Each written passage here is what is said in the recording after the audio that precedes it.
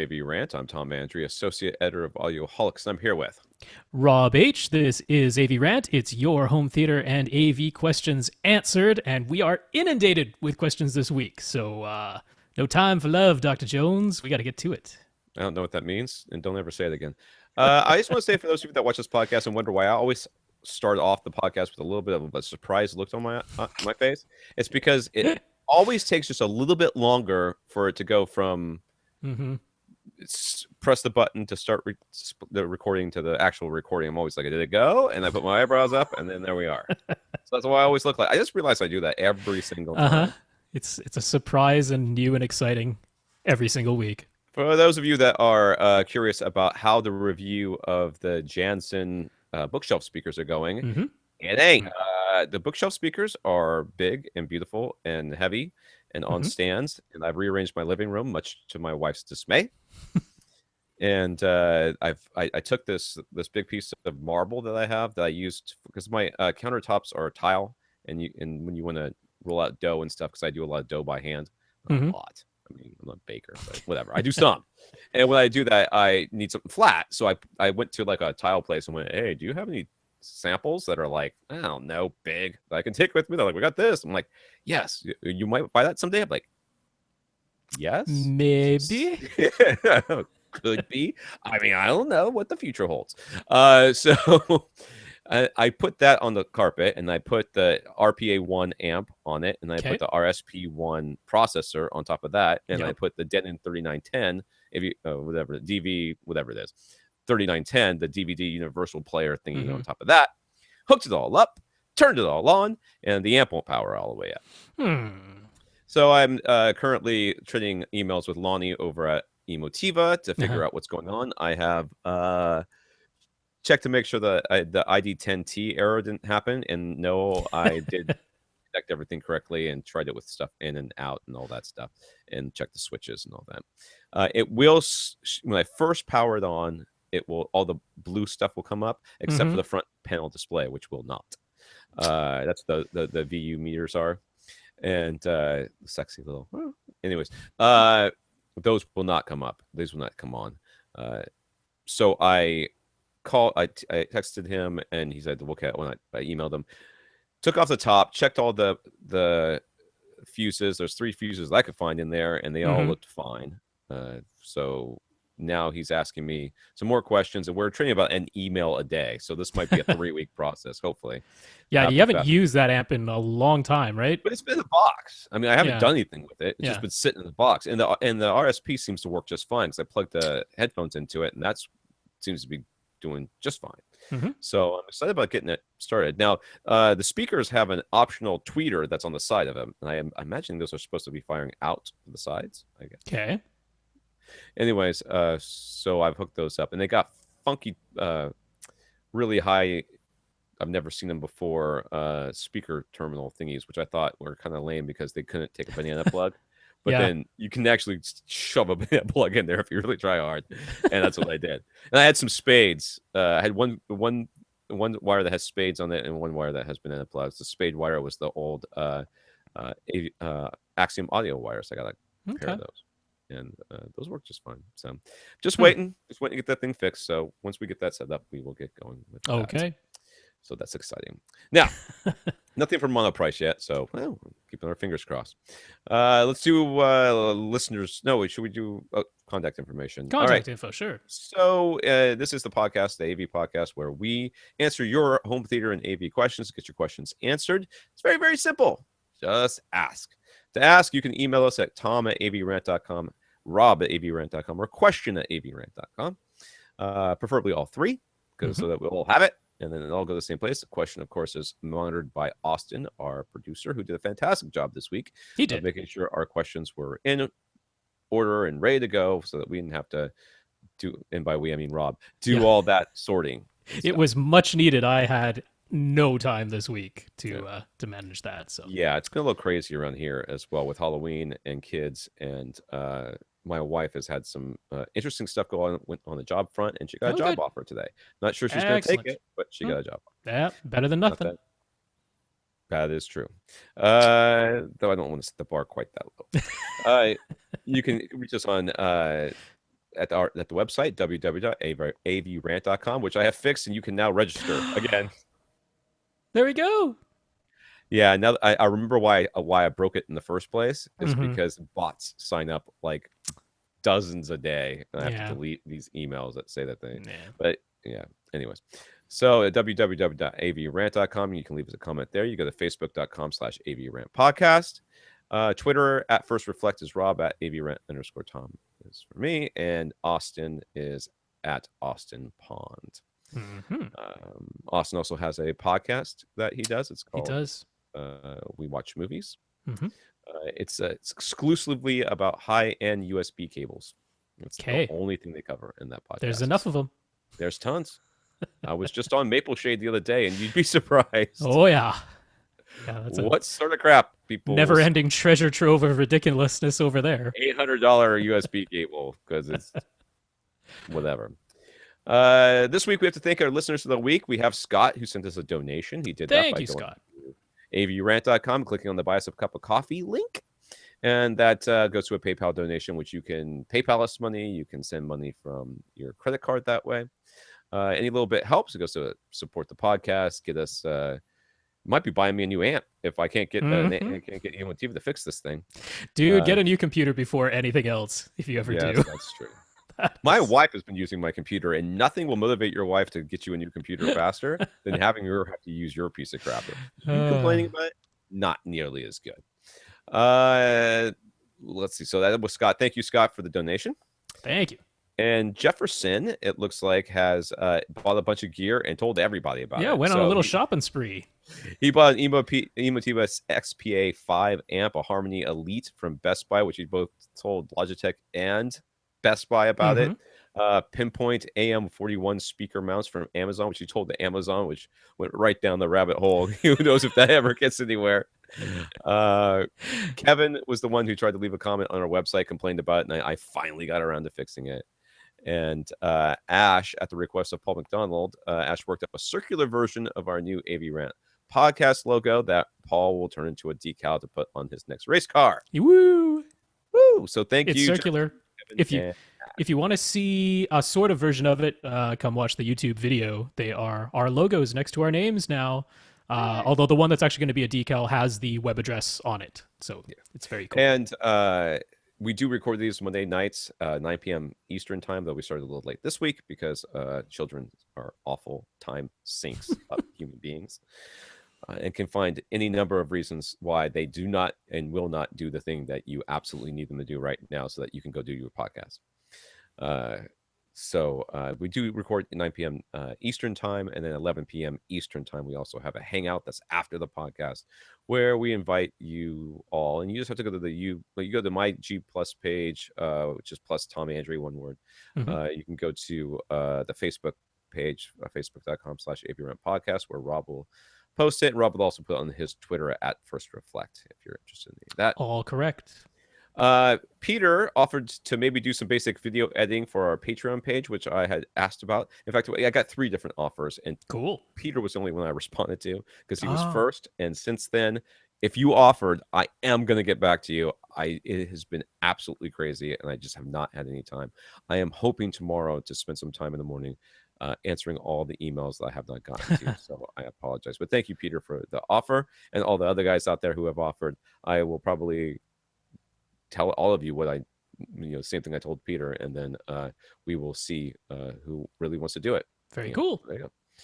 Yeah, so we're gonna get our Patreon page going up pretty soon, hopefully. Awesome. Thanks, everybody. In the news, I got a little link from Steinway Lindorf, whatever the heck you say their name, because they were bragging about their new model P200 immersive audio processor, which is honestly, to say that the fact that they're even trying to do immersive audio, which is pretty amazing because they're a really super duper high end company. That of course this thing's going to cost $18,000. It's cheaper than the Trinov. That is true. Unfortunately, it can only be used with their own gear because all the signal basically comes across as Cat 5 through all their different devices, including all the way out to the speakers themselves. Yeah, and they claim The speakers do not have amps built in. It is separate amps and separate speakers. You run Cat5 from the processor to their digital amps, from the digital amps out to their speakers. The speakers have the digital to analog converter in them. So it's all kind of proprietary, a little bit like Meridians. Yep. Good times. So they claimed that they can process up 256 channels of audio, but Yeah. there's only physical connections for as many as 20 speakers. Yeah. But it does have Atmos, ETS-X, or it's at least ready for Atmos, Yeah. ETS-X, or 3D. It has HD base T, obviously, and it's got its own room correction system called Room Perfect, which I'm sure is very expensive. 18 grand. Yeah, there you go. Rob lining up. Yeah, Rob is interested in that new Harmony Elite remote, but if you want it for less than $350, if you have an older Harmony model, Best Buy is running a trade-in program until November 21st. It's in-store only, but depending on your trade-in model, you could save up to $100. Not a bad deal. Yeah, and Efren let Rob know that Jay River will be launching a Kickstarter campaign. Efren, man, you didn't get off the Kickstarter. We just had a discussion with him last week about he ordered something like 2 years ago. Yeah. He's still, other people have gotten it and they're having all sorts of problems with it. So he's like, oh, you just keep one until you get the bugs worked out. I'm like, Efren. Not all Kickstarter campaigns are created equal, though, and this one I trust fairly well. This is from J River, the makers of the J River Media Center, and prior to that, one of the better audio-only programs for playing high-resolution music off of your computer, and that's where they sort of made their name at first. But they've obviously taken note that Windows Media Center is dead. Now that Windows 10 is being shoved down everyone's throat and has absolutely no Windows Media Center in it whatsoever. There's no option to add it or anything like that. So J River is like, hey, we have our Media Center software. It already worked with over-the-air signals, but it didn't work with protected cable card content the way Windows Media Center used to. So they said, well, we'll create an add-on. It'll cost $40 a year. They'll keep the electronic program guide, that's the TV guide, updated for that amount of money. It's quite a bit of cost for them to allow cable card usage. They have to pay quite a royalty fee for that. So it's a pretty reasonable price. They're doing it all through Kickstarter to start, and then it'll be an optional add-on to the regular J River program. So kind of cool. There might be a genuine replacement for Windows Media Center. Yay. Yeah. Now, okay, we got some comments here. Nathan over on Facebook, he had asked about a headphone amp thingy with a remote, and Rob had suggested the Emotiva XDA2 Generation 2 DAC headphone amp, which he ended up getting on sale. He's gotten it, and he says it's working like a charm. The remote control is very responsive, so he's very happy. Well, he agrees that pretty much all DACs sound the same. He says that he has definitely noticed the difference versus the stereo analog output of his TV. I can imagine that might be the case, which is what he was using before. So not all stereo analog outputs are equal. Yes, I can agree with that. Yes. I don't think they put the even close to the highest end DACs in your TV. You're right. And I mean, it's also just the actual analog output itself is often noisy as all get out. I mean, same thing applies with like the headphone jack output of many laptops, which are absolutely noisy, and if you attach a USB DAC to that, there's no question it improves the sound. So yeah, I 100% on board with that comment there. Yes, Coffee Man Dave over on Twitter sent us a link to the BBC recording of a stage play. The Stone tape is a binaural recording. So if you listen using headphones, you can experience an out-of-your-head sound without any other adjustments or software, just to get a taste of what binaural is all about. Didn't work so well for me. I didn't listen to it. I told you I was busy. I was really excited. I was like, oh, binaural. Okay, I'm going to click on that later.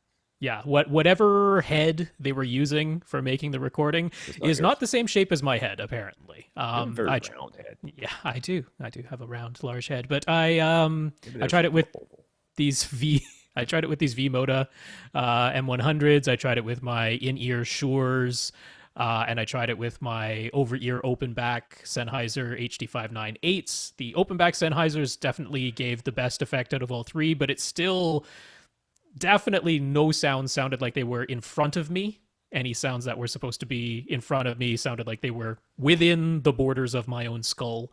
It worked okay for sounds that were supposed to be behind me or above me. which I found before with other binaural recordings that are just using a generic head-related transfer function from a dummy head. So, yeah, didn't work stupendously well for me, but there it is. You can give it a try. Maybe your head is shaped more like the dummy's head, and it'll work for you. Yeah, okay. Barney shared a YouTube video of a CDF presentation, 5 things to know about 4K. Mm-hmm. Barney says it's like sitting in the classroom for an hour. How can Mm-hmm. take an hour to talk about 5 things about 4K? Anyways, It did. but there's a lot of good information on cables, bandwidth, and HDCP 2.2. So we'll link that up in the show notes over at AV. Yeah, actually, I'll mention this again in regards to something else coming up later. So, okay.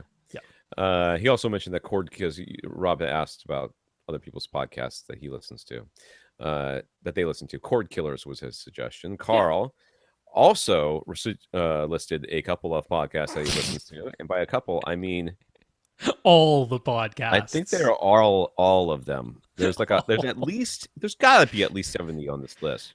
Something like that. 50 on the list. Something? I can't even hazard a guess. I'm not It's even a going to wall try. of text. We're not going to link them all up. That's not going to happen. No, I'm not. I'm not finding links for all of them, but we can copy and paste the list. That's easy enough. Yeah. So it's a huge list. The one I will note is that Carl is sometimes makes appearances on the Double Toasted Sunday service, which I have no idea what that is. Mm-hmm. It's probably not about toast or coffee. I imagine it's probably religious. Anyways, Carl sometimes is on there. Sunday service. It's got to be religious, right? And Kyle tried all of Rob's suggestions regarding the AVR X5200W. I had to update people. He did get back to me. Yay! Unplugging everything and do a factory reset got it to power up and function again. But after cycling the power, it went back to blinking unless another factory reset was done. Basically, if you factory resets it every time, it works. But obviously, that ain't right. Yeah. So he'll be calling Denon. Yeah, so very strange. I mean, Rob the Levin dealer is what we're going to call you. Well, I mean, the kind of good news is it indicates that apparently the power supply functions, the amplifiers function. In fact, the entire unit is capable of functioning, but something has gone horribly awry. It's got to be, yeah. It's something in the processor or something. So yeah, he's got a bad chip or something happened. Weird, yeah. Yeah. So I'm sure Denon will take care of that. Yeah. Before we move on, there was another update from Ash, who is the guy who did our logos. Well, I put it way up high in the Listener of the Week stuff. So he just wanted to mention he listened to us and saying that we thought his surround back speakers were not in the best position, given that his seat was fairly close to his back wall. So he's like, well, I'll just rearrange my entire room, because he did not want to give up his surround back. So he rearranged his whole room for basically a third time. Now the sloped part of his ceiling is behind him rather than to his left. And so he's got his seat now farther forward from the back wall. That gave him room to put his surround back speakers behind him, which he's enjoying. And he also said he ran Odyssey again, of course, since he completely changed the setup. And he noticed before, when we were remarking on his crossover frequency settings for each of his speakers being quite different from each other, when he ran it this time, even in the auto setup, it set them all to much more consistent across all of his speakers. So we typically recommend not using the auto setups choices for your crossover frequencies, because those are not set by Odyssey. Odyssey provides the information to the manufacturer, and the manufacturer has their own decision of where to set the crossover frequency and whether to set the speakers to small or large. So we typically say, whatever they say, just go in there, change all your speakers to small if it hasn't already, and use an 80 hertz crossover unless the auto setup went higher than 80 hertz.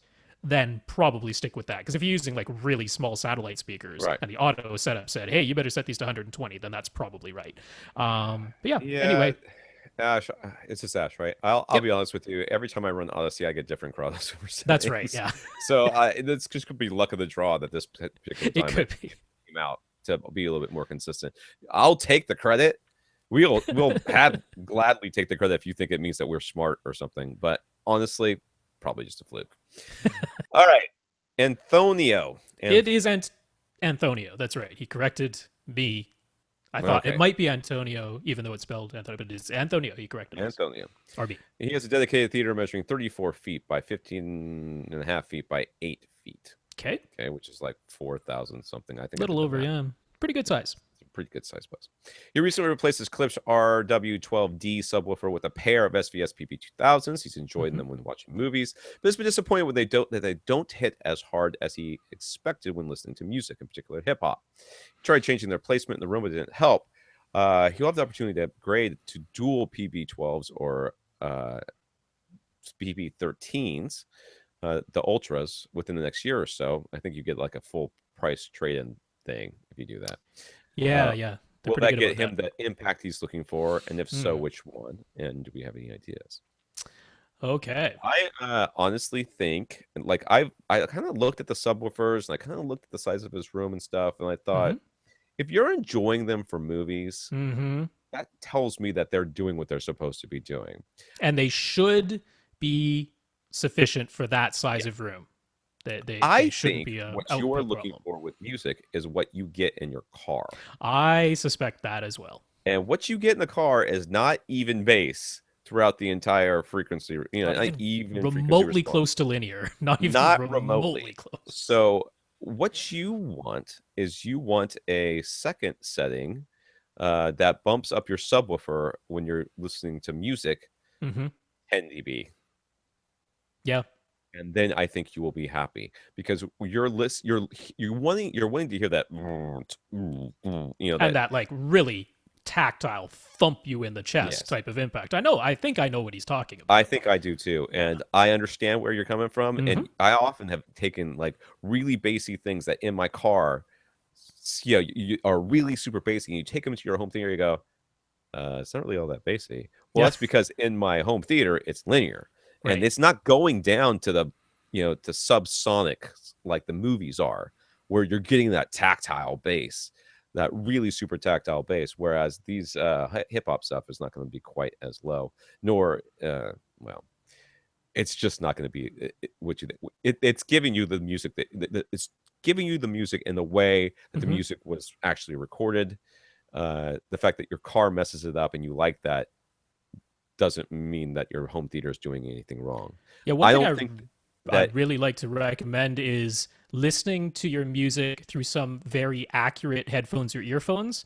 The ones I always come back to are like the Shure 535s, or right. the current model, simply because those extend down to like 18 hertz, but they do so very linearly or perceptually linearly anyway for earphones. And once you hear your bass played that way, it doesn't mean you're going to like it, but it's a great representation of what is actually in the recording as Yeah. far as how loud the bass actually is. Now, of course, through earphones, you're not getting the tactile sensation, but it is a drastically different sensation from most, like, especially car audio, or even if you just pump things up when you're listening to it at home in stereo. And even if you're listening to it over bass heavy headphones like Beats or something like that.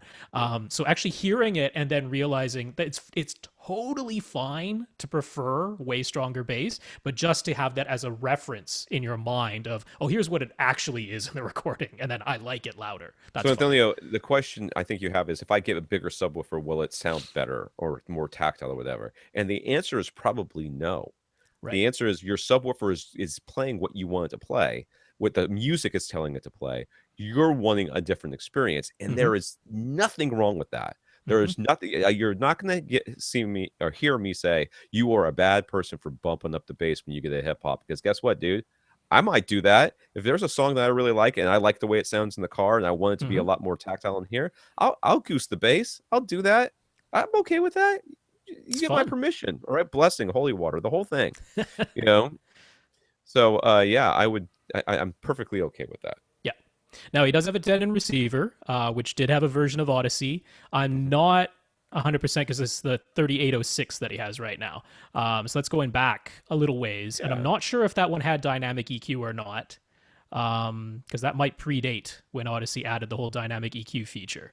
I don't remember. Um, but the 3806 is thing, really yeah, bad. the thing you could do is what Tom mentioned is simply have a different setting for when you're listening to music versus when you're listening to movies. Because I'm assuming he ran the auto setup. I'm assuming he ran Odyssey. That's what he's been using for both movies and music. And he's saying, hey, I like it on movies, and that's because it equalized things. It equalized things to be basically linear and accurate. But when you're hearing music, you're not hearing the pumped up bass that you would like. So there's nothing wrong with having a separate setting for your music. Maybe you turn off Odyssey and use the manual EQ that's built into the receiver instead, where you can go ahead and manually bump up 63 and 30, whatever it is, hertz, which I think are the only two bass frequencies offered. There's one at like 100 and something hertz as well. Bump that up too.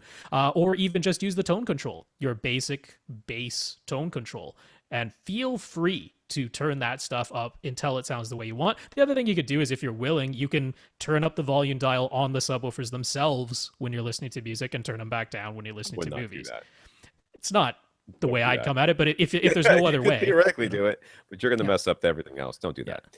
I've been corrected by Carl. The Double Toasted podcast is about film and pop culture.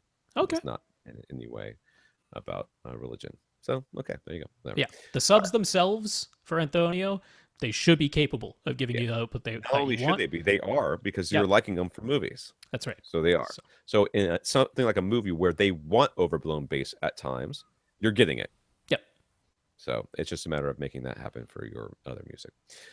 Secondly, from Antonio, after years of being a Klipsch fanboy, in quotes, he found his currently all Klipsch 5.1 system, except the new SVSs, to be fine for movies, but for music, the enjoyment is just not there. He's considering replacing the front left and right Klipsch towers with a pair of Golden Ear Triton 7s to use for stereo music. Then a year or so upgrading those to Triton 1s. Okay. And moving the old Klipsch towers to the rears as surround backs. Thoughts? I am okay. Let's make this is the assumption I have to make it in order for this question to go anywhere positive. I have to assume that he's heard the Golden Ear Triton 7s Right. and Yeah. likes them. Right. Now, that said, they might not play so nice with the rest of your Klipsch speakers in your room. That's particularly my the fear. center speaker. Particularly the center speaker. And not only that, you're going to have a real big difference in the sensitivity between these. I'm imagining, I don't know the sensitivity of the Golden Ears off the top of my head, but since they're not Klipsch, Yeah. they're not horn loaded, then I'm imagining the sensitivity is quite a bit lower, which makes calibrating them quite a bit harder. Yeah. Yeah, I mean, This is a hard obviously, if you're finding that you're not happy with the sound of your speakers, then replacing your speakers is absolutely a good idea. Like we said, that's what's going to make the difference. Your room and your speakers, they will make very audible differences. Yes. All the other stuff, not so much. So if our assumption is correct, you've heard the Golden Ear speakers and you really like them much more than the Klipsch that you've been using. Absolutely, I have no problem with you replacing your speakers, but I would definitely focus on having that center channel match. I would actually. I don't know that I like using towers as surround backs either. In fact, I've never really been a fan of tower, like all around tower thing. First of all, it's a humongous waste because it's just not doing that much back there. And second, if you're going to be upgrading your speakers, just sell those two. Just sell those and use that money to buy your new Golden Ear and get a center channel speaker, and then slowly replace all the rest of the Klipsch stuff that you've got. That would be my thing. Yeah, because having like the Golden Ear front soundstage, towers up front with a Golden Ear center to match, and then using the bookshelf and in-ceiling surrounds from Klipsch that he already has, there's less of an efficiency difference there because the towers are more efficient than the bookshelves in the Golden Ear lineup, and then the bookshelf Klipsches aren't quite so crazy efficient as the towers are. So I'm less concerned about there being a big efficiency mismatch if you keep the Klipsch bookshelves and in ceilings for the surround duties. So yeah, I would focus on getting your front sound stage. If you want to replace your front left right, I'd go after the center as well. Yeah, and then you could get surrounds that if you really want surround backs, if that's like something you're really, you could get Golden Ear surrounds and then get or something else, and then put the surrounds that you have right now in the back. From Klipsch. So because the surround backs don't do that much. They don't. Yeah, I guess that's it. That's the whole question, right? That's it. Jonathan. In researching dedicated CD players for a friend at work, because apparently Jonathan is, what did he say, in the kingdom of the blind, the one-eyed man, or something like that? He's the expert at work on audio stuff. That's cool, man. I'm sure many people listening to this podcast feel that way. And feel free. You don't have to give us any. You should actually tell people to listen to us. I think that'd be nice. But feel free to use our knowledge to help others. Only for good and just a little bit evil. Researching dedicated CD players for a friend at work, he was surprised to find that they range in price on Crutchfield from $150 to $6,000, $150 to $6,000. Yep. Being that Blu-ray players range from $60 to $2,000. So all of which play CDs. There is no Blu-ray player on the market that doesn't play a CD that I'm aware of. I can't imagine there would be. And even the cheapest have a digital coax outputs. So he's kind of baffled. Ignoring Mm-hmm. SACD capability and multi-disc changers, why would anyone spend any amount of money on a dedicated CD player? Is he missing something? Yeah, you're missing the fact that many people believe that just by having the extra functionality in the box, it messes up the functionality that they want, which is just a CD player. Mm.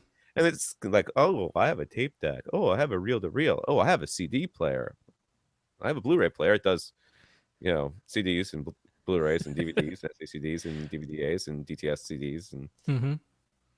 Yeah, you're missing ignorance and gullibility. that's true. That's the thing That's you're what you're missing. missing. It is, Ignorance yeah. and gullibility.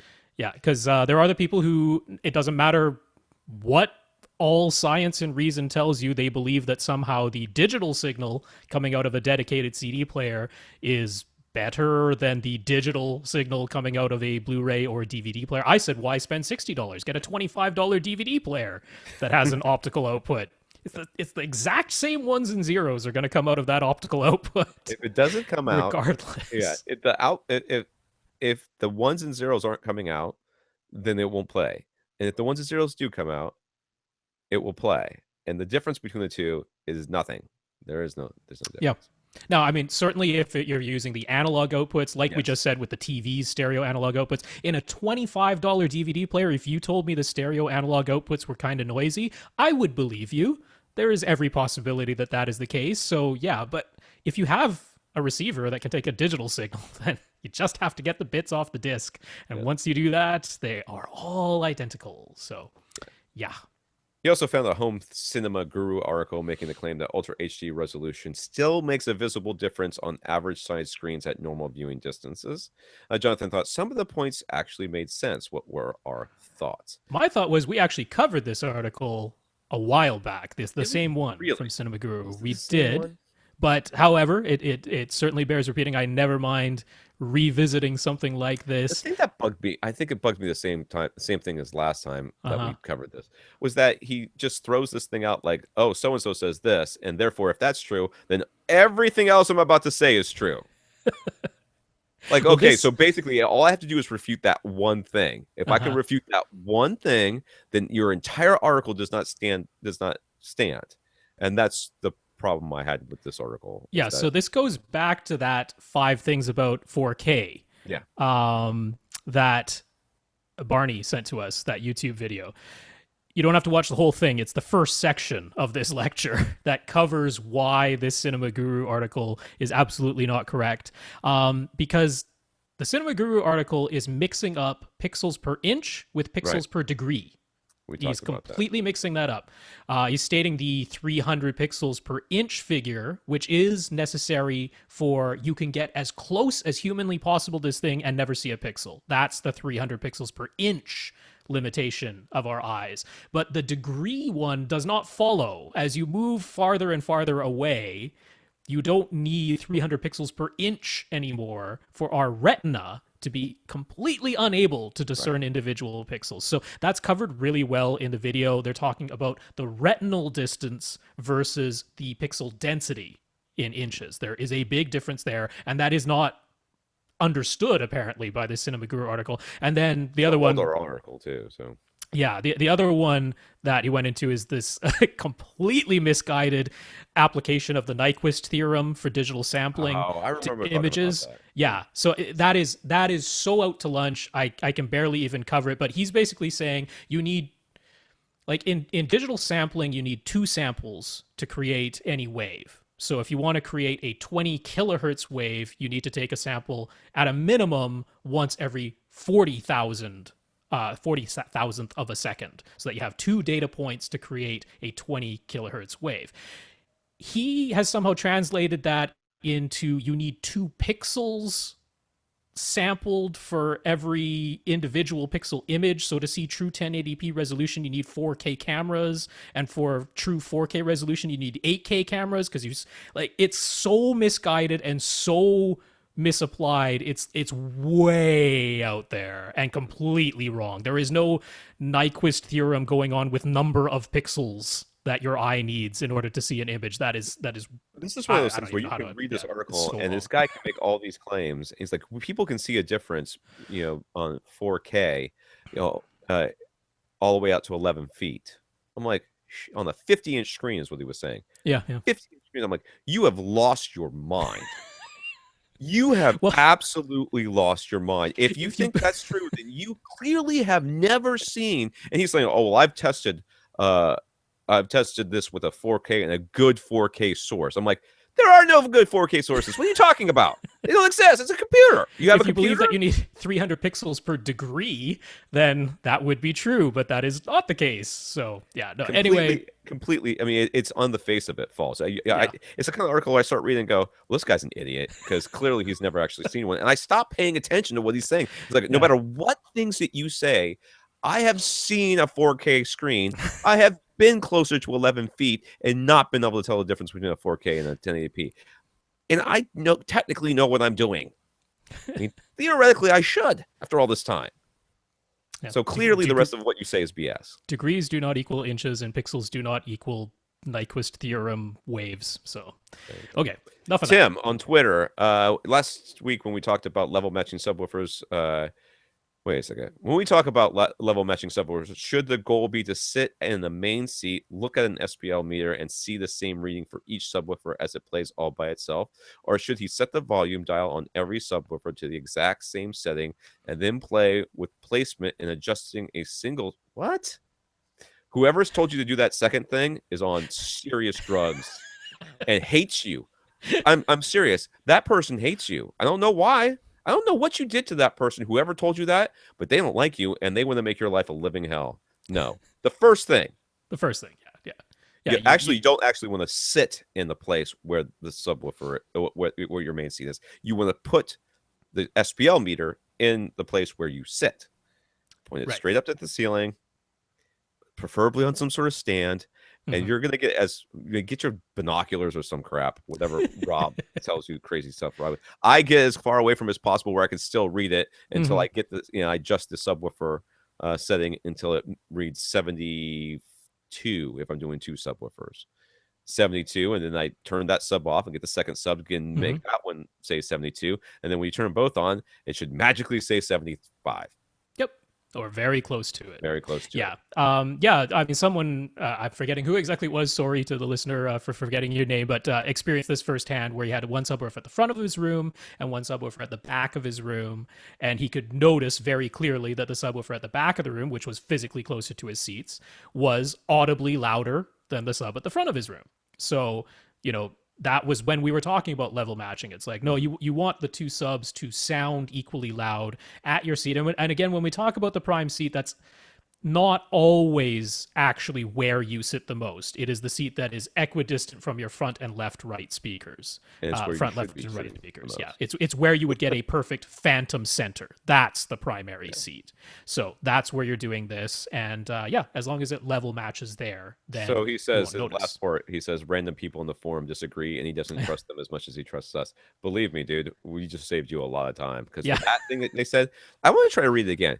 Set the volume dial on every subwoofer to the exact same setting and then play with the placement and adjust a single subwoofer output that is shared by all of the subwoofers until he gets the 75 dB SPL meter reading. So you could basically put one in the other room and one right next to it, and you would get that 75, and they would say that was okay. Yeah, because the notion behind this is, when we've talked about you put your two subwoofers, let's say, at the front of your room and the back of the room, like in the middle of your front wall and the middle of the back wall. And in that case, even though the subwoofer behind you might be physically closer, you don't actually always play with the distance setting. You don't always give them two different distances. That, Ray found that out by distance matching or delay matching all 5 of his subwoofers and got worse results than when he used a single delay for all 5 subwoofers. So the distance setting is different from the level setting. The level setting, it sounds weird as all get out if you set them all to the equal volume setting on their own volume dial on the back of the sub, and then one of them is physically closer to you. Yeah, you'll notice that. You'll notice that sub is louder than the other one that's farther away. Yeah. honestly, once you start getting into audio, the once you get a basic understanding of how this stuff works, you very quickly gets to the point where you just go, "Well, that doesn't sound right," and you're almost always right. Yeah, that's right. Whenever you say that doesn't sound right, that doesn't seem logical. That's almost always true. Hmm. Really, really, really is. It's a sad state of affairs when just looking at something going, really? Braiding on the cables making a difference here? Are you guys, do you think the electrons care? I don't want to get, I'm Yeah. getting off track. Adriana lives in Australia and is renovating his apartment. Since it's only a two-bedroom, the theater must also be the living room, which means being open or part of the dining room and kitchen, which is Hmm. far from ideal. Quote, quote, whatever. However, his goal is to have a 2.4 to 1 projection screen in the 5.1.4 Atmos system with a flat panel for TV watching. Okay. All the gear will be hidden except for front speakers and the flat panel. He's planning to mount plasterboard 60 millimeters. Uh, 60 it's millimeters? 2.5 inches. Below that, is that going to be enough? Below the actual ceiling to hide cables and mount the Atmos speakers in. Yeah, so I wanted to address that before anything else. This idea of putting plasterboard and hanging it just 2.5 inches below the regular ceiling. Now I know why he's doing this because he's got an 8 foot ceiling. He's like, I don't want to lose a bunch of ceiling height Right. to putting in something below the ceiling that's already going to be there. So he's trying to have a minimal amount of space while giving himself just enough space because he's picked out these Speakercraft in ceiling speakers that are only an inch and a half deep. They're like super thin. Wow. Those are Yeah, tiny. yeah, Usually you can't inch and a half. You can't even get the little dog ear things that are I know. an inch and a so half. so they are super You super glue skinny. them on there? Or they peel and stick? But plasterboard is a rigid surface, enough that it is definitely going to resonate when sound waves hit it. Well, I don't think he's going to And have an option, dude, because they don't really use drywall in Australia. yeah, well, what I'm getting at is there's a thing called the triple leaf effect. The soundproofingcompany.com, they describe it very well. So imagine that you had an existing wall, and then you wanted to add soundproofing to it. And the way you decided to do that was by putting in a furring strip or a resilient channel or something over the existing drywall on one side, and then adding another layer of drywall on top of that, thinking, hey, I just added mass and I added some space in between the existing drywall and this new layer of drywall I just put up. Shouldn't that work? And the answer is, unfortunately, no. It actually makes things worse because now that new layer that's out in front, it vibrates when the sound waves hits it. There's this little teeny tiny air gap now in between that new layer and the existing layer, and it just resonates. Obviously, it'll depend on the gap that you've left there, what frequencies will resonate, but it'll be a fairly high frequency, often in the vocal range, and it resonates like crazy in this tiny little air gap. And that is a horrible thing for your soundproofing. So they call that the triple leaf effect. The solution to that is to remove the original layer of drywall, go ahead and add your resilient channel and put the new layer of drywall on top of that. You just increased now the air gap, but you don't have three separate pieces of drywall with gaps in between all three of them. You only have two pieces of drywall, one on either side of the wall.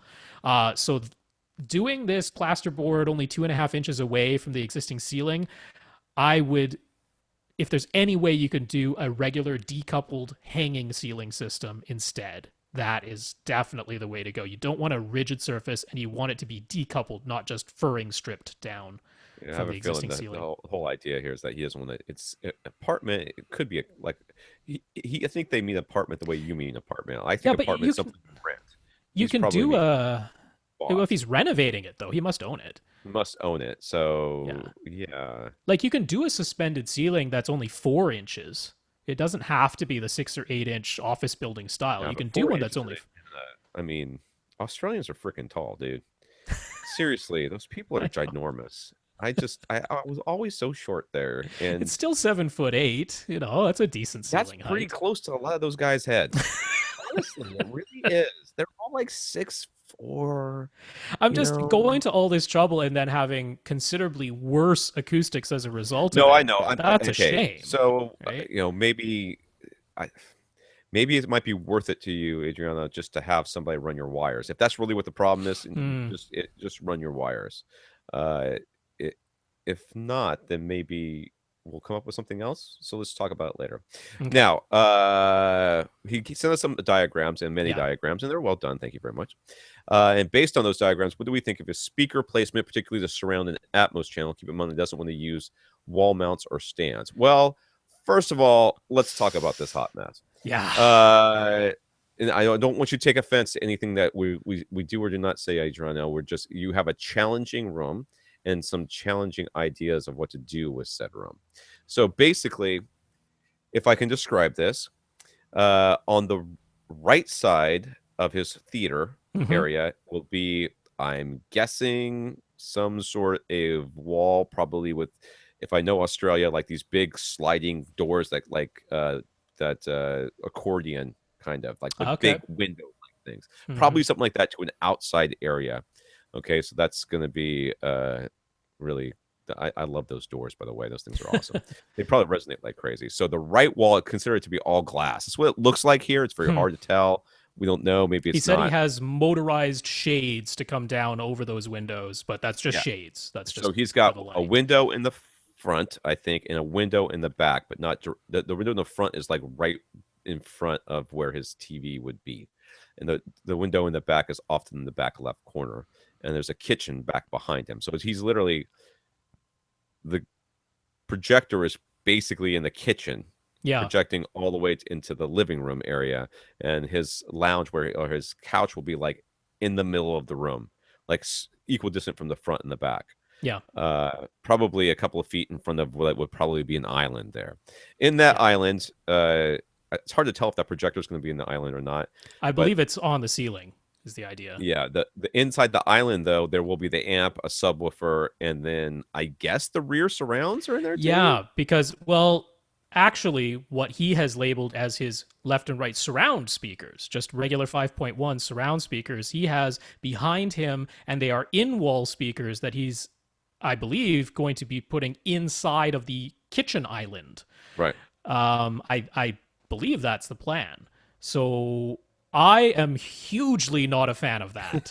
Well, Um, before wait, let me finish yeah. describing stupid room first Okay. before you Yeah. get yourself all in a tizzy. All right.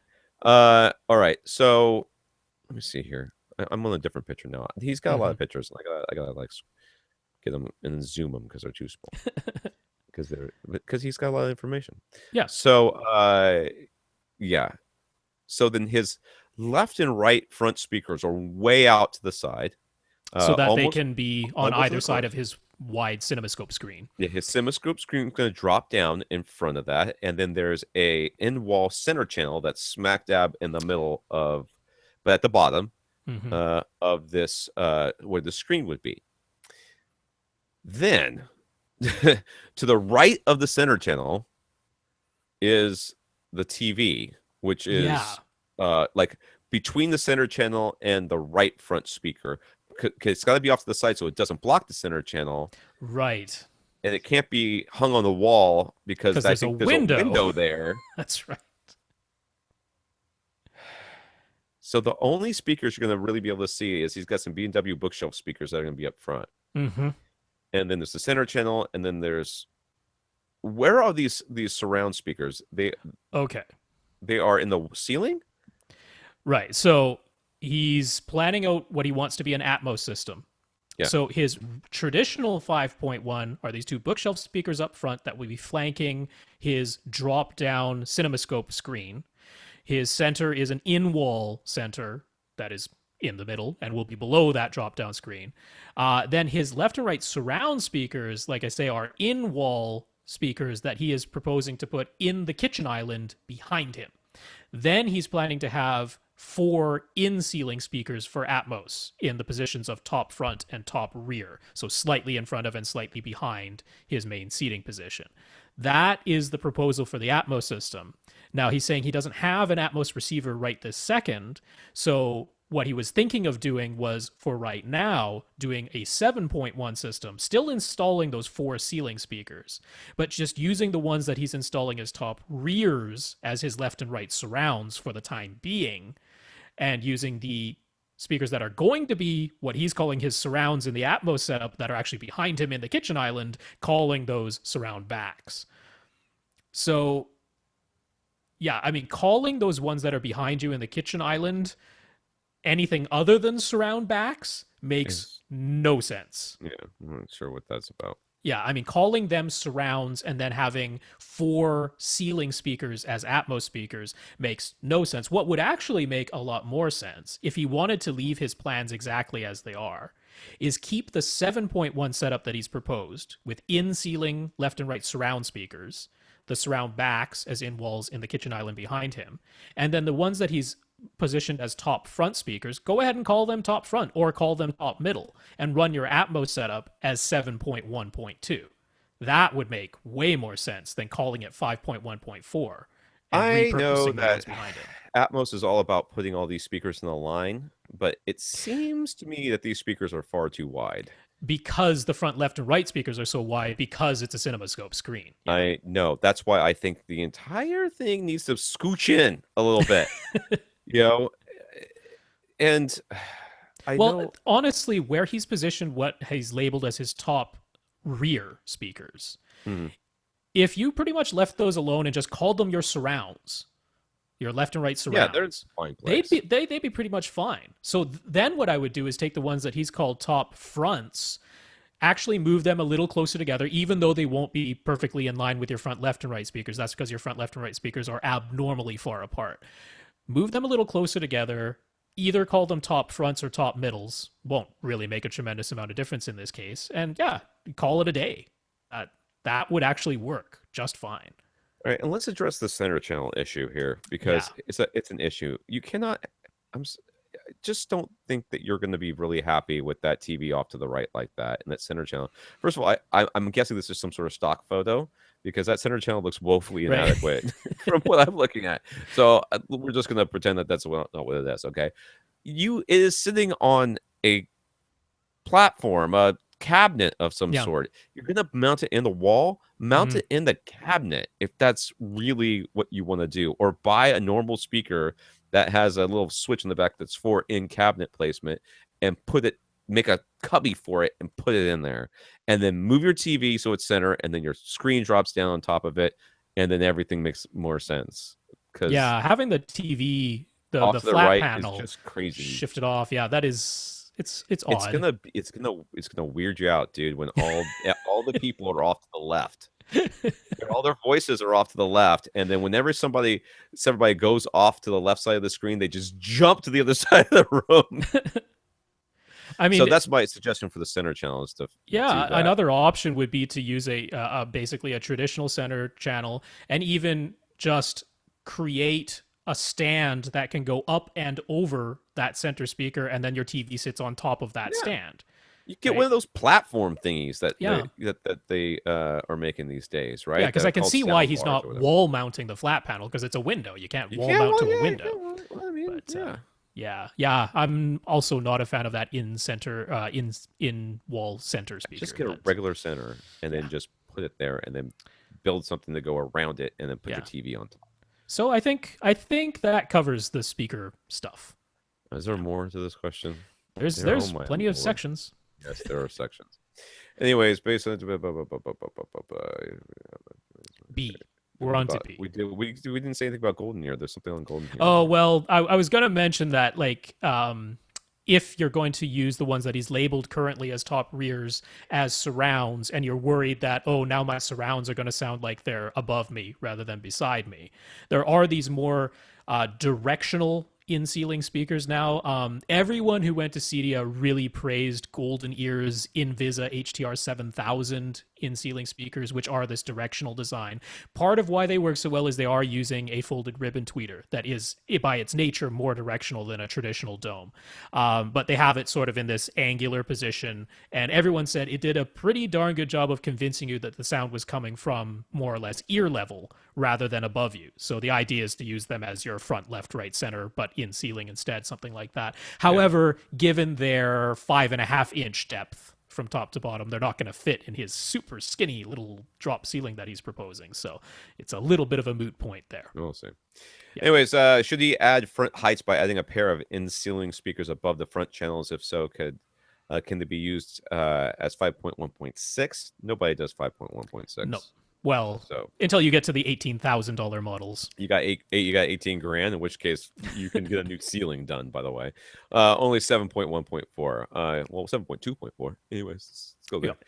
But yeah, you can do that. And that's kind of what Rob would propose anyways, is putting the front heights and then the And top middles. top Yeah. middle. Yeah. So yeah, what you could do, like I was saying, more or less leave those the ones you've labeled as top rears more or less where they are, but just use those as your surrounds, which is what he was planning to do in his 7.1 setup anyway. Go ahead and do that. Then the ones you've labeled as top fronts, scooch them a little closer together, maybe even pull them back so they're more or less directly overhead, and you could call those now top middles. And then if you wanted to, you could add top front or front heights up at the front of the room so that you could have a 7.1.4 setup. But if you don't want to add those front heights because they're not tremendously useful in my experience, I think you'd be quite happy with a 7.1.2 setup, Yeah. exactly the way you have it. And should you upgrade an Atmos receiver now or wait for another year or so? Is there any benefit to waiting? Well, DTS might actually get their act together. And prices will come down. They'll be cheaper. And if you was going to buy now, what model would Mm-hmm. you recommend? Well, Denon and Marantz, and we wrote a big Rob wrote a big article about that on our website. Yep, avrant.com. If you are convinced that you will max out at 9 speakers at the 7.1.2 setup that I'm proposing, then the Denon X6200W or the Marantz SR6010. I really like that Marantz SR6010 model because it's the cheapest and Okay. it does everything really nicely. So it's $1,400 in the States. I don't know what it costs in Australia, but worldwide it is the least expensive model. Usually Yeah. about double. You will need to add at least 2 extra channels of amplification to that SR6010 to get you to 9 speakers, which is where it maxes out. It has 7 amps built in. It can go up to 9 if you add extra amps. So that's the one I would go for in your setup. Yeah, and I'm looking at his little pictures here, and it looks like that projector. There's some sort of column in his kitchen, and I Mm. think he's going to mount the projector inside that column. Like there's like a little Mm. trap door thingy in there. That's what it looks like. Could That's be. what it looks like. Anyways, he's planning on buying the Epson 6030 UB projector. Hmm. Uh, but he's asking now if you should wait for the recently announced Epson 4855U for its increased brightness. I'm actually wondering why you're concerned about brightness, since it seems to me that you're only going to be using this at night. That's why you have the TV, Yeah. the TV And watch. your motorized shades to take care of your windows. Yeah, you don't need the brightness. You want the better colors and the dark levels, black Yeah, levels. the new Epsons that were announced at CEDIA, or actually they were announced previous to CEDIA, but everyone saw them there, that are focusing on really high light output. They are focusing on the situation where you will never be controlling the ambient light, Right. where there will always be light in the room, because the thing they do not deliver is really deep black levels. They have gone the opposite direction. They said, forget about really deep black levels. You're never going to get them because you're in a ambient light filled room all the time. So we're going to pump up the brightness like crazy so that at least you can get a viewable image. So if you're ever going to be watching in your theater in a darkened environment, even though you've said, okay, you've got some white walls and this isn't like a dedicated theater, you can still make it pretty darn dark in there at night. Then I would go for the one that has the high contrast and the really nice black levels. And the 6030 UB would certainly fit that bill. So I wouldn't go for the super high brightness at the expense of black levels. Doesn't make sense. You with me, Tom? I'm sorry, I'm reading this. He has got this is like the most information anybody has ever given us, Yeah, and that's saying something. it was thorough. Is there any point or benefit to buying a UHD or Ultra HD Blu-ray player if he's only using 1080p projector, or is it best to wait a few years to get 4K HDR projectors until the 4K HDR projectors drop in price and upgrade the player at the same time? Yeah, just Uh, wait. Why spend B. $500? Second one you said, yeah. Why Yeah, do that now? Yeah, especially because a year or two from now, from when they come out, you're gonna be able to find something that's $100. It's gonna be any exactly. good. Yeah, Wait till Oppo puts something out, yeah. then you can spend $500 on it. However, don't completely ignore Ultra HD Blu-ray disc releases, because at least the ones that Fox has announced, and those are the first ones that have been officially announced in any capacity, they're including a regular Blu-ray in the package. So you could go Yeah. ahead and start building your content library. You'd be using the regular Blu-rays for the time being, but then at least you'd have Ultra HD. Like, rather than buying Blu-rays right now, if they're available in both formats, go ahead and get the Ultra HD Blu-ray discs, and then they're waiting for you once you upgrade your projector and your player. Or they'll be mocking you as you sleep in that room or sleep in your house, and you can hear them calling out to you saying, "Why have you abandoned us?" And then you'll go buy a bunch of extra stuff, and you can blame Rob for it. $60,000. That Sony will get you there. Yeah. Where should he pre-wire for the eventual second sub? Now, we didn't tell you where the first sub was, did we? The first sub Kitchen is island. in the kitchen island. Uh-huh. So, theoretically, if you were going to pre-wire for the second sub, let me see here. So that thing is a third of the way into the room. So kind of smack dab in the middle of the center of the space. There is a hallway that opens to other parts of the house here. So the other one should be your coffee table. So get a big one. I have no idea how this first sub is going to sound. I could not even hazard a guess what the fluid dynamics analysis would look like for that. It is a oddly shaped room. It's got a jut out, a hallway opening to its left. It's not a perfect rectangle to begin with, and the sub is in a off-centered in every possible way position. No, it's just about centered left to right. Not with the hallway. Well, not with the hallway, but we were hosed with the hallway anyway. So I have no idea what your base response is going to be like in this room. We can measure it and find out. That would be the only possible way. We can't tell him to measure it and find out. Do you have to put it in in there? Does that have to be the place where it goes? I'm almost certain the idea is to have this system be very invisible when it's not. Oh, I understand the concept. Yeah. What I'm saying is that he's got a bunch of other cabinets in this house. Why can't he put it in one of them? Because you could put one in the front left corner, one in the back right corner. And yes, I am proposing putting a subwoofer in your kitchen.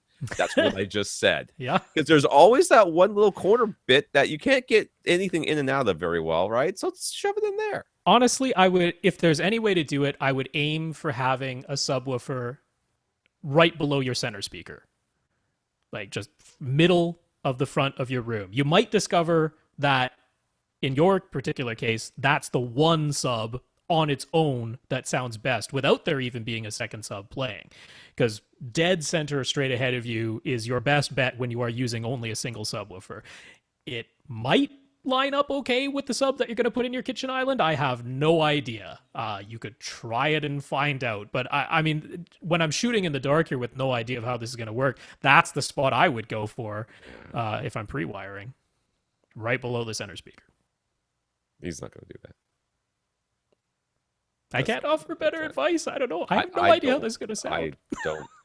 Believe me, I would if I could. There is no place to put a sub in this house. Honestly, there really isn't. There is no. Let's really drop that ceiling. Yeah, really. Get a staple gun and staple SVS to top. Wow. Get a couple of cylinders and say they're accent pieces. They look weird like that. Like they could be art, and the new ones have like a flat top. Put a plant on them. Yeah. Watch the plant vibrate off, but put a plant on them. One in the front left corner, one also. Man, a cylinder in your kitchen? There's no place to put these things. There really isn't. It's tough. Yeah. You've got a really good, challenging room. You know what? If this is a pre-wiring job, and it's not going to be ridiculously expensive, which it shouldn't be, to pre-wire as many locations as you can. All of them. Middle of your front wall, both front corners, middles of your side walls. like just sort of pepper in places, because then you'll at least have options if the whole idea is to keep this, really minimally visible. So that, the shotgun approach here.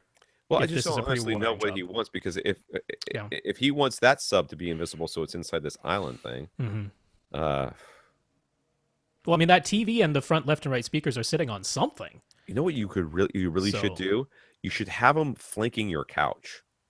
You know what I'm saying? Yeah. Put one on either side of your couch. As your end tables. Your couch is in the middle of the space anyways. Just Mm-hmm. about. It's a little bit off to the left, but it's just about in the middle of the space. You put one on either side of your couch, Mm-hmm. and that's actually not that's probably the best placement you're going to get.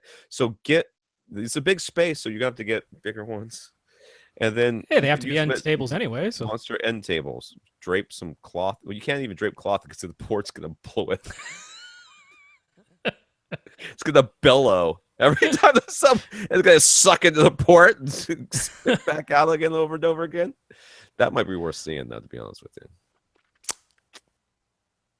I'm sorry, man. That's the best we got. We got This is that. nothing, dude. That's a challenge on that one. You have a I'm voting shotgun approach since this is a pre-wire job. yeah, left and right of your couch. He's already bought a bunch of stuff. I don't care about any Yep. of these things. And we've made other comments, so okay, that covers You're it. done. Yeah. Already bought an anamorphic lens, so I won't even go into my whole diatribe of Yeah, I we don't. personally prefer going for a 16:9 screen regardless and living Yes, with the we black know, bars. we know, we know. You I said you weren't know. going to say it. Now you're saying it. Now stop That's saying it. it. Michael, the remote for his stand receiver doesn't work except for the power button. Hmm. That's totally weird. Just That's drop it in the minimal. water.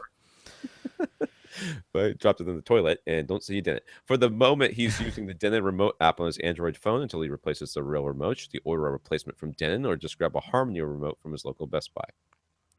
Yeah, he's like once he pays for them to ship it, it ends up being almost the same price get if it. he goes for the lower end like 650 or Right, particularly right. I think he was looking at the Harmony 350 model, which is Yeah. not very expensive at all. I get that.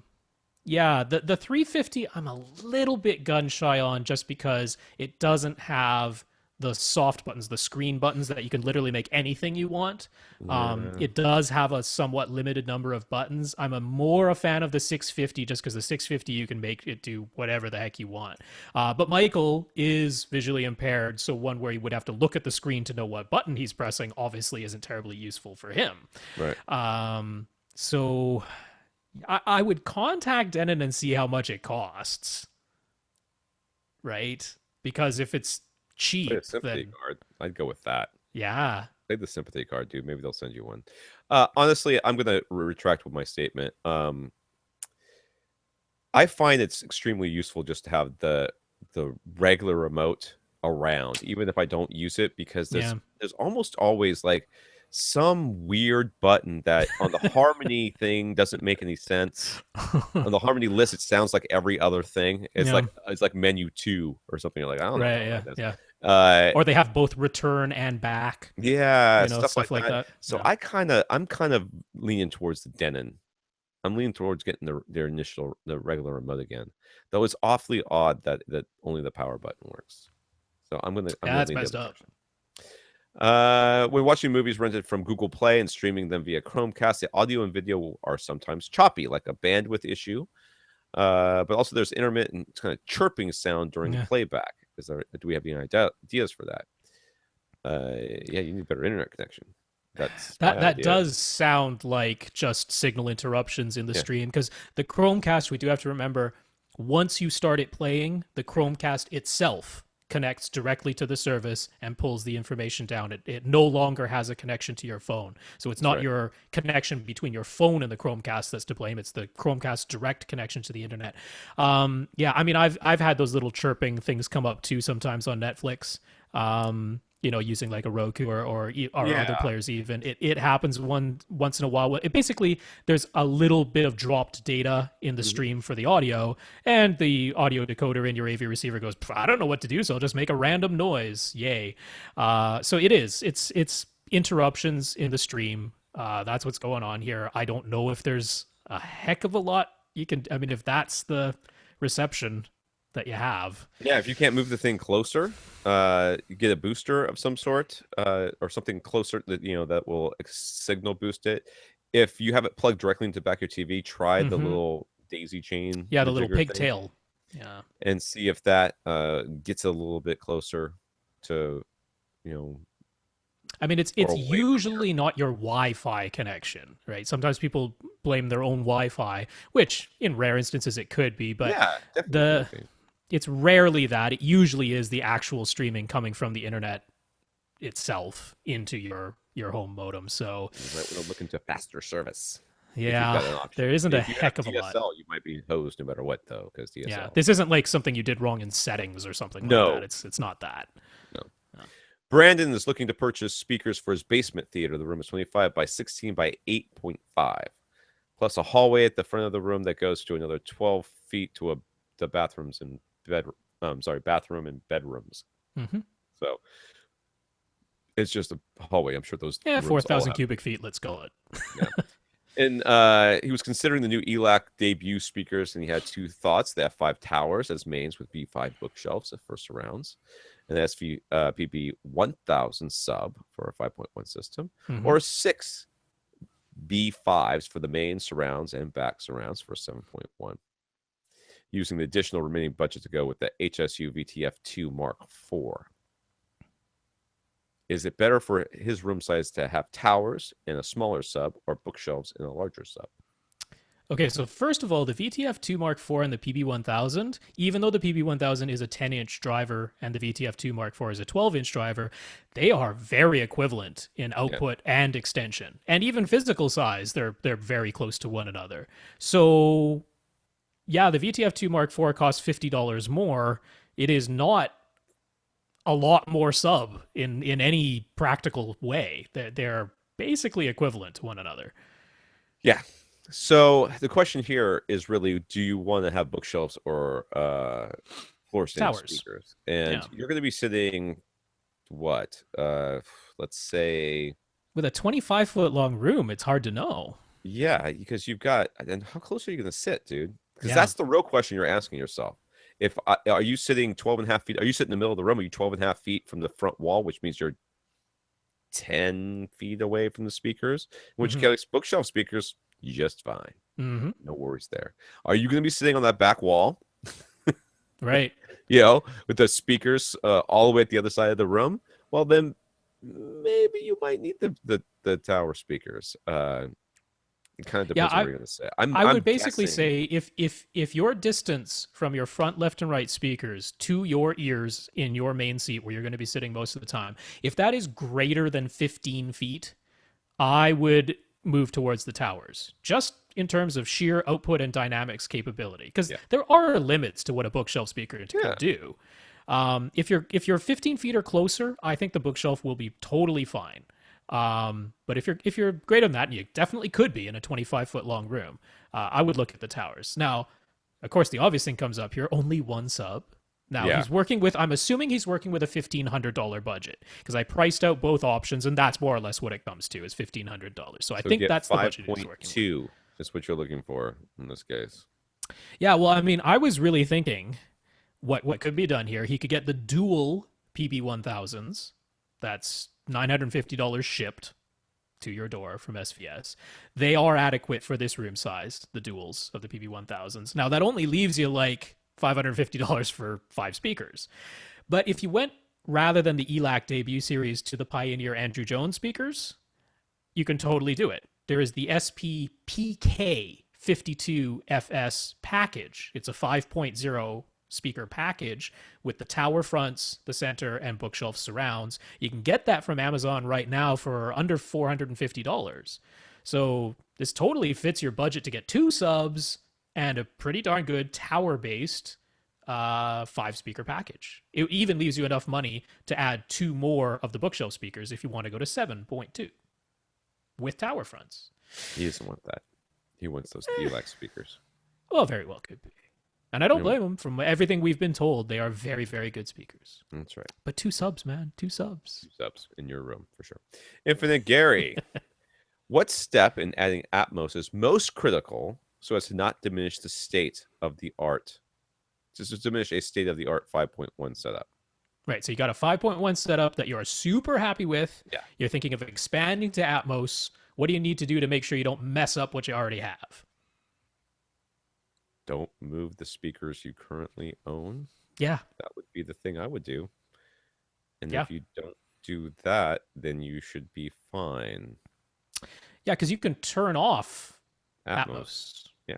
That's right. And go back to 5.1. As long as you haven't changed your 5.1 setup because you thought, well, Atmos tells me I have to have my my surround speakers lower. Therefore, I'll have to move these down, and now my 5.1 doesn't sound as good. Don't do that. Just Correct. add the Atmos speakers without touching anything else, Mm-hmm. and you'll be fine. Yeah, totally agree. And in Gary's case, since he's very much a fan of Anthem, they have announced new receivers and a new processor that are all immersive audio capable. So Yay. if you want to keep the Anthem room correction going, which I don't blame anyone if you do, because that's the one you like, they've got you covered now. They have models available. So when watching movies in Atmos, have we experienced any distraction from the movie itself by sounds in the Atmos channels? Yeah. I haven't, because I've only seen one Atmos movie, and I didn't notice any sounds in the Atmos channels whatsoever. So there you go. So I've of course been listening to Atmos in my place, and so first of all, being that it's Atmos and it's new, I have purposefully been listening for sounds coming from overhead, which is not the way I would normally watch a movie, but it's like, hey, new Atmos thing, new disc, never watched it before. I'm, concentrating on whether sounds come from overhead. So of course I will notice that, but let's put that aside.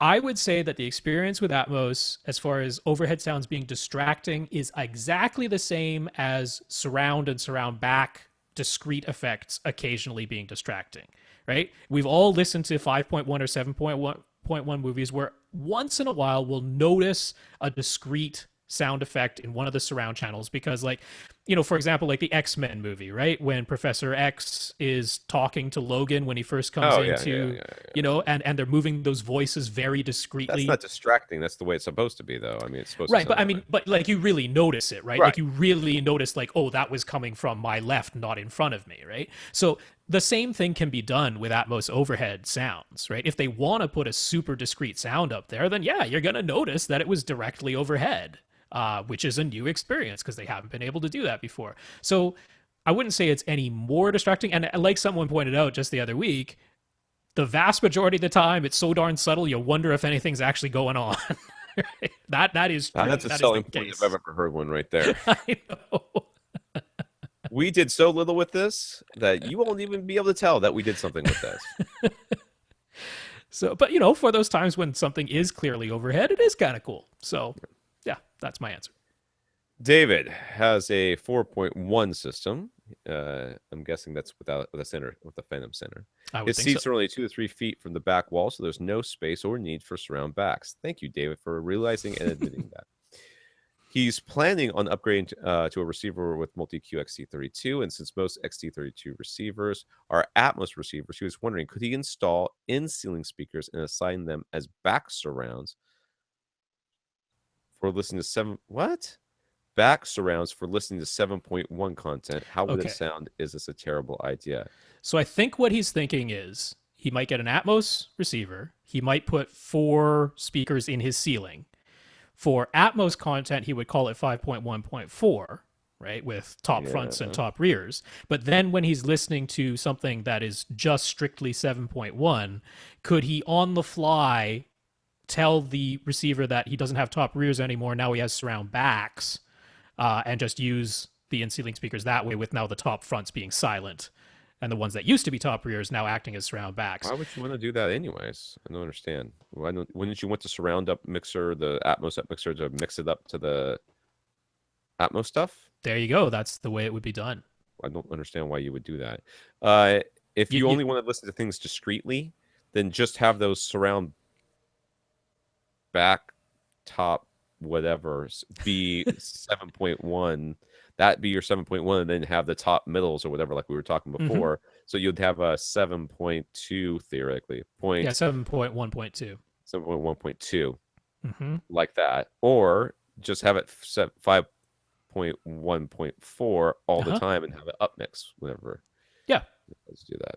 Yeah, I think it's the common thought, which is some of these things clearly say 7.1 DTS HD Master Audio or 7.1 Dolby True HD. That's what's on the disc, and we can't help but think, I'm not using 7 speakers. Am I missing something? Right? Nope. That's, everybody has that thought through their head. When you're in a setup where having speakers behind you would be more of a distraction than a benefit, and they're not filling in a hole behind you, because you have a whole bunch of space behind you.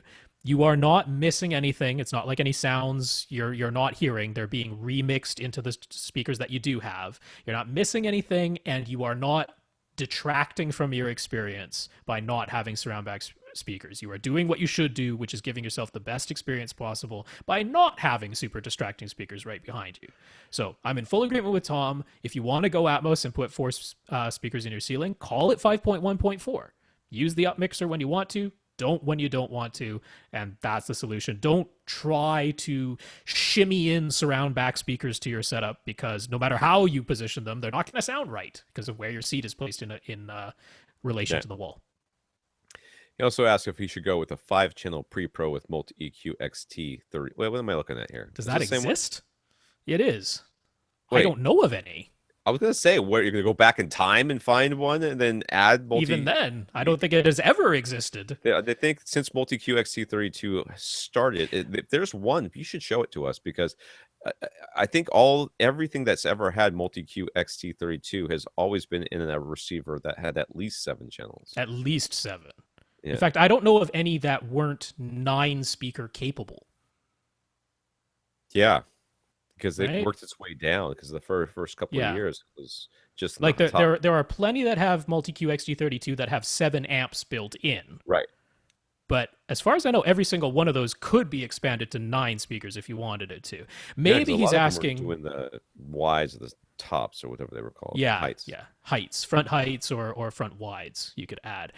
Maybe he's asking if you should look at an older model that isn't Atmos. Like maybe that's what he's saying. Look at an older model that's just 7.1 or 9.1. And why would you put some speakers on your ceiling? Right. Honestly, the situation you have is that as far as the ear level speakers go, if you want to think of them that way, your traditional speakers go, you are maxing out your situation with 5.1. You're good. Don't look for a way to expand that to 7.1.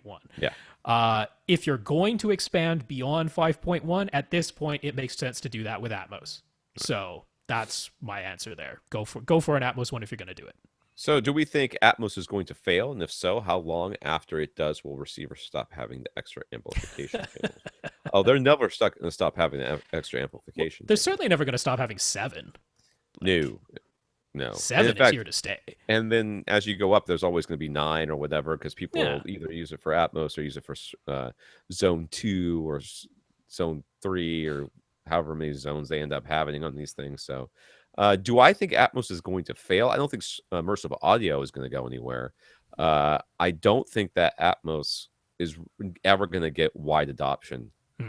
It's just not going to be something a lot of people do. No. We're hearing a lot more like it's very easy for us in this echo chamber of a podcast to think that a lot of people are doing Atmos. Look at all these people telling us they're doing Atmos and stuff like that. Very self-selecting group. We are this is an echo chamber. There's no way that we are a representative slice of people who set up home theater. I mean home theater. People who watch TV. Most people just watch TV and wonder why they can't understand the sound. So the custom installers who are doing the 6-figure and 7-figure home theaters, they're in love with Atmos. Of course they're going to keep going with immersive audio. All kinds of extra speakers. More speakers, more amps. It's good times for them. More wires, everything. So that is staying. Object-based audio is absolutely going to stay, and it's not going to fail. So I mean, is Atmos going to fail in the sense of we'll stop seeing it in receivers? Right. No, I really don't think so. I just don't think many people are going to use it. Honestly, no, a lot of people aren't going to use it, but I don't think it's going to be taken out. Yamaha, well, nothing gets taken out. I know. It's like the government. Once they get a program, it's never canceled. It just stays. It's like Yamaha's presence speaker. I've been there for decade or and now they can be repurposed. They can be repurposed for Atmos and DTS:X now. So get on them. I just don't think whole thing was. I always thought Atmos was stupid. I still think Atmos is kind of stupid. I mean, Rob's whole most of the time you can't even tell it's doing anything. Wow, that's great. That's what I want to do after spending. Even if I got cheap ones, $400 worth of speakers on top of my ceiling, coming out of my ceiling, along with the wires and the pain and suffering I had to go through with my wife trying to convince her that this was a good idea. And yes, honey, I know you love the ceiling fan in here, but I really want to have extra speakers up there. Uh-huh. Not happening. Ken. Can't disagree with any of that. Ken asks, hypothetically speaking, if you could get a Marantz receiver pre-pro for $800, and you could choose any one of the. Why does it have to be Marantz? I don't know. Of the room correct. Or $800 for that matter. Okay, yeah, I don't know why the $800 is important. Anyways, if you could get a receiver, if you get a receiver for cheap, and you could choose any one of the room correction formats below, right, which would you choose and why? And the room ones that he gives us are Odyssey Multi QXT32 with sub EQ HT. Mm-hmm. Room Perfect, which is what that Macintosh and Steinway and Lindorf people use. Mm-hmm. The ARC, Anthem Room Correction, and the YPOW. I'll tell you which one I won't use for sure is the YPOW, which I've never all that. He didn't even say that with the RSC and all the rest of the crap. That one was kind of okay, but just standard YPOW, no thanks. But I really do like Odyssey. I am curious. I haven't heard all three of the rest of these. I don't think that YPOW stands up to Odyssey personally, even if you take in their most recent version. I still think Odyssey sounds better. So YPOW is out, but the other two I haven't heard, the Room Perfect and the ARC. But I like. Isn't the ARC have the 3 mics, right? No, ARC uses one microphone. That's the Trinoff system is what I'm thinking of. The Trinoff system uses the tetrahedral microphone. And then there's that other one that uses a multi-mic. That was Trinoff. That's not Trinoff? Trinoff uses a tetrahedral mic. It's like 4 little mics in a little think, well, first of all, I'm sure that whatever it is that Macintosh and Steinway and Lindorf use, this Room Perfect thing, I'm sure it costs a lot of money and they put a lot of research into it. I'm sure it's not nearly as good as Odyssey. That's my thought. I mean, honestly, the from everything I haven't heard Room Perfect in action, but from all the videos I could watch and the reviews that were done of it, it seems to be based on a very similar idea to Odyssey, which is you measure in multiple positions, you do spatial averaging. Now, they do some different things, which is they actually purposely have you measure right up against the walls of your room. And it's a separate set of measurements. Like you do a bunch of seating area measurements, the way Odyssey does. And then they're like, here's a separate section. Now put the microphone very close to your walls in these spots and measure there. So I'm not exactly sure what they're doing with that information, but all of it comes, I mean, there's only going to be one set of correction curves applied to each speaker. Nothing more can be done than that. You can use for a filter so that it's only active over a certain amount of time. But you can't do more than, there's not magic here. Nobody's doing magic. Other than if Dirac ever gets their crazy waveform generating, we're actually going to cancel out sounds by putting in speakers that don't play traditional channels and only play active room correction signals. If they ever get that working all right, then that's doing some pretty magical stuff. I don't know how it's ever going to work at more than one seat. But yeah, I mean, Arc, Room Perfect, Odyssey, they're working off of similar principles, which is essentially spatial averaging and fur filters. So Arc has the advantage of all the processing is done inside your laptop, and then you upload the curves to your receiver or processor and it holds them. Room Perfect, because it's an $18,000 or $25,000 or $50,000 processor, they actually have enough processing power in there it can run the program itself without a separate laptop, and I would hope it would, because it's $18,000 at a minimum. But similar idea. Odyssey is running off of much lower powered chips. There's no doubt about that. So the microphone that's being used is not the same caliber of microphone that's being used with the more expensive systems, right? So out of these, it's hard for me to say, as much as I like Odyssey in terms of value, it's hard for me to say that's really the one I would pick if cost were no object and could have whatever I want. But honestly, I'd probably pick Dirac. To me, Dirac's, yeah, it's not on the list. From the list, I'd probably go with Room Perfect, honestly. What they're doing. I trust Macintosh and. Well, because the Arc one doesn't have all the features I'm looking for. It doesn't have any sort of dynamic EQ feature. It doesn't automatically set your levels and distances because it can't account for potential latency inside your laptop, which is where the measurements are actually being sent first. So, because of all that, I'd probably go for Room Perfect. Yeah. There you go. If cost was no object, I think I'd still go with Odyssey because I trust them more than I trust the other people. Honestly, I Can I do. say Odyssey Pro? I'd go for Odyssey Pro. That's what I'd go for. There. It's not on there. It's not on the I list. know You it's not can't on the, keep picking things that aren't on the list. I'd but like to have a professional installer come in here, a top of the line audio calibrator come in here and do each speaker individually with little DRAC boxes and the whole 9 yards, stuff like that. That's what I'd like. That's not on the list either. well, Also, if you have Odyssey Multi QXG32, every single model that has that is Pro ready. You can yeah, do the Odyssey Pro and system then you on that. can So pull the curves I've off yourself. I vote for Odyssey Pro.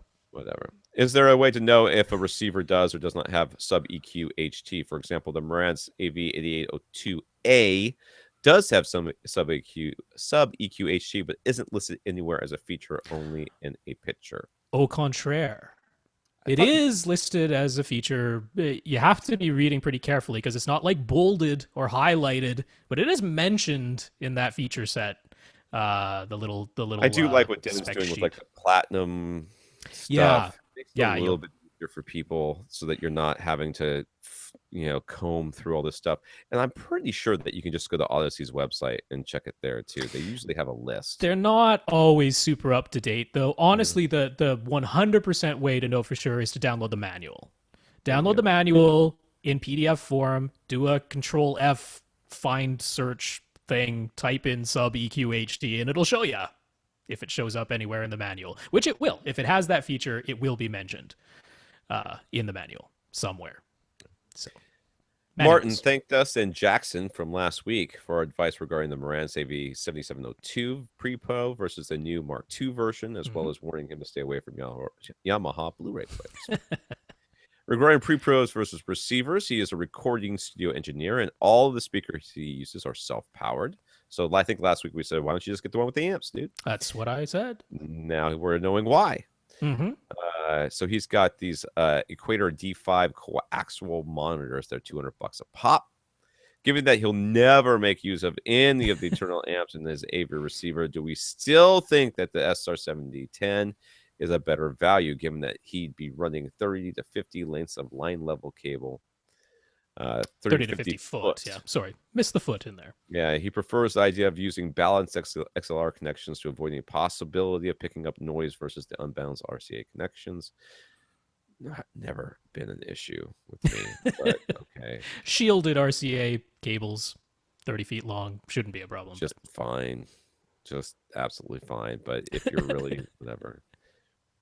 So with the AV7702 Mark II costing exactly the same price, isn't the better choice? Isn't this the better?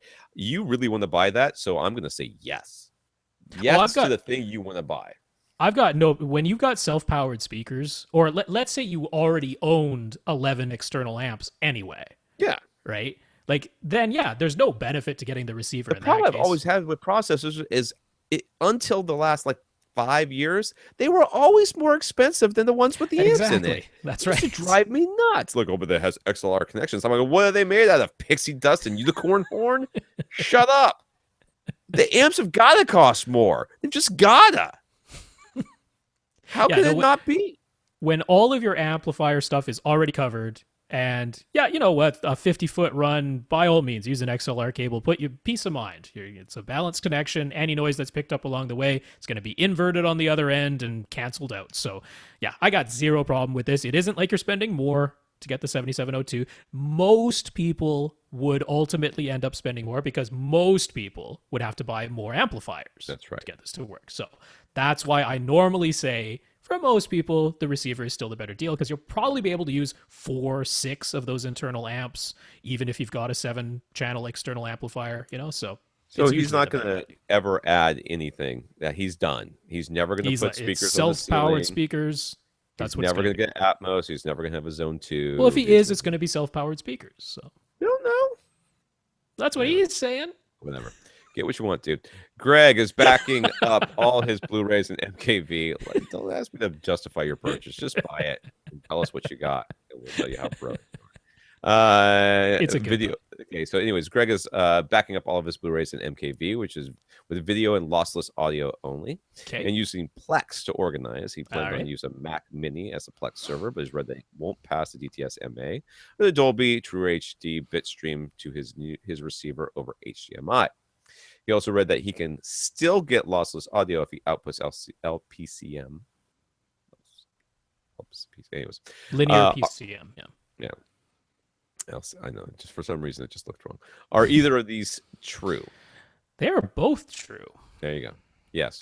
Yeah, it's a weird case with Mac and DTS MA or DTS HD Master Audio and Dolby True HD bit streams. For a while now, I mean, going back a ways, because some of the older threads where you might have been reading this, it was older Mac Minis that had HDMI 1.2, in which case they didn't have the hardware connection. You needed at least HDMI 1.3 to be able to send bitstream lossless audio. So that was one thing. But on the newer models, they have HDMI 1.4 ports. However, OS 10, it's the operating system, has never been updated to support lossless bit streams out of the HDMI port. I don't know why. It's Apple. They don't care. They're like, buy our stuff, buy the stuff off of iTunes. That's like their only solution to everything. Yeah. So it's very weird. Normally, if there's no reason you can't load Windows or Linux onto your Mac Mini, so there's that potential solution. You could do it that way because the hardware exists as long as it's a HDMI 1.3 or 1.4 connection. The hardware is there, and Windows can totally use it if you load it onto your Mac Mini. So there is that workaround. However, the other workaround is simply have the software and the device do the audio decoding and send out 7.1 PCM. It is still completely lossless. All the decoding was done inside of the computer instead of as a bit stream inside of your AV receiver. You haven't lost any audio quality. So that's okay. However, if you're going to be doing Atmos, that isn't going to work because Atmos has to be a bit stream, has to be a true HD bit stream. Can't be LPCM done inside. So that is a stumbling block. Definitely the solution a lot of people have done is to put either Linux or Windows onto their Mac machine when this is what they want to do, because it's the operating system. It's not the machine. He also owns some movies on iTunes that he again has on Blu-ray as well. I guess so. He's got Blu-ray and he also has the iTunes version because reasons. Well, sometimes you have that digital copy, so why not? Right, it comes with the Blu-ray. In addition to being able to notice the lack of lossless audio in the iTunes versions, his subs seem less active when playing the than when playing the Blu-rays. Yeah. Oh, than when playing though. Still, it's the same thing. So basically, the iTunes versions has less bass. Has this been our experience as well? Yes. Yeah, pretty much. That's exactly right. Yes, it's exactly. It's the first thing that goes on these things. I swear, it's like, oh, they don't want the bass. We really do. We really do. Loss E codecs, they tend to cut off the highs and the lows. Well, that's I swear. They're like, oh, they're just going to be listening to the speakers and the MacBook can't even do that kind of bass. So we'll just cut all that stuff. That saves a bunch of space. So yeah. And lastly, is the NVIDIA Shield the only current streaming device that supports lossless audio? Not entirely, because there are other Android TV boxes that can, because it's Android. The NVIDIA Shield is one of the least expensive and the best supported and most stable of those boxes. So if I were going to buy an Android box to do this, that's the one I'd buy. So it's not the only one capable of it. And there's other things like the Popcorn Hour. But that's twice the price of the Shield. So I think it's probably the best choice. And the other thing you could do with this, because let's say he wants to have his Mac Mini as his Plex server, but he's not necessarily going to plug that Mac Mini directly into his TV. He could have the Mac Mini as his Plex server. He can have lossless audio on his MKVs. Then the server can feed those over the network to the NVIDIA Shield, which could output the lossless audio in bitstream form to his AV receiver. So if you're willing to spend $200 on it, it is a solution. There you go. Yeah. Steve on Facebook, and he's actually posted a little bit more since you put this up here. Oh, okay. He bought a Denon Navy Arts 1912 at Goodwill for $12. That's a good deal. That is a good deal. He hooked it up and it worked fine. Then he updated to the latest firmware wherever he had the internet connection. And now no sound at all plays from the speakers or the headphone jack. He then, I know from reading the thing that he factory reset it, and that Uh-huh. didn't help either. Uh-huh. So, yeah, you kind of bricked that thing, dude. Yeah, and it's not your fault It's because not I your mean fault. You you didn't did a go. Oh, direct, you you didn't know, do anything wrong. no, It just direct internet connection. He hooked an Ethernet cable up to the 1912, mhm. used the internal menu prompts of the 1912, went to firmware update. It said, hey, there's a firmware update available. He says, yeah, go ahead, put that in. And then it's done. And now there is no sound out of any speaker or the headphone jack for that matter. It powers on, but no sound coming out. So that is not your fault. Excuse That me. is messed up. Now there is a site. I actually didn't put the link in our email topic list, but I've added to our Google Doc. So if Tom wants to go fetch that thing over in the Google Doc version of this, there Excuse me. is a support link for Denon where they let you put in your model number and your serial number, and they will tell you if there are any, known issues, updates that have been issued. Given the That you age of can this do anything receiver, about it though, now. It's yeah, given the age of this receiver, it's kind of unlikely. There is a procedure where if you're internet connected and you're in the middle of a firmware update and it crashes, yeah. then you can press and hold the power button for 5 seconds, which is supposed to get it to reboot and then reinitialize and try and do the firmware update again, so that like you're halfway through, but that doesn't seem to be the case here. So time to call Denning customer support. That's about all you can And do. cross your fingers and pray, because that's pretty much what you Yeah. really do. I think this is going to be the last question right here. We've got Chris, who our McMansion guy. He's looking for headphones to wear while commuting, 10 to 15 minutes of which is walking to and from the train. This is in Chicago, where winters require hats. Uh, don't require hats in Florida, but a lot of people wear them. So that they fit under. So whatever headphones you get must fit underneath a hat, which usually leaves just in-ear monitors. Listening content is mostly talk. He's he the one that sent us a big long list. Anyways, podcasts and stuff like that, and occasionally some music. He'll spend up to $200, but he'd rather spend $100 or less. Mhm. So what do we think?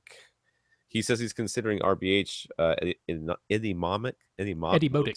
I'll get Eddie it. Shut up. Modic. I'll get it. Eddie Modic. Sennheiser and B&W.